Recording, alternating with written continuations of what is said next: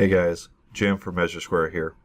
Welcome to part 4 of the product assignment tutorials in the Getting Started series for MeasureSquare 8. In this video, we will cover adding a border design to a floor. As you can see, I already have a hallway drawn along with our CPT carpet added.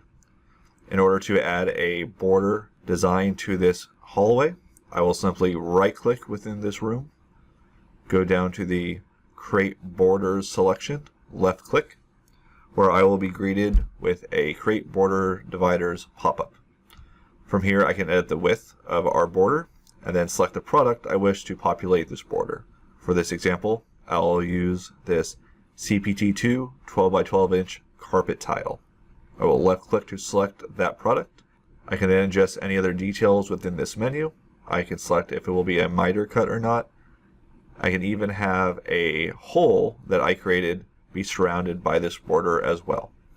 If I wish to create multiple borders within this room, I can select Add Border, but for this example, we will just use one. So I can also go ahead and delete that border. Once we are done with this pop-up, I can select OK.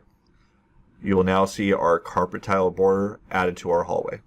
In the next video, we will cover viewing our diagram in a 3D view.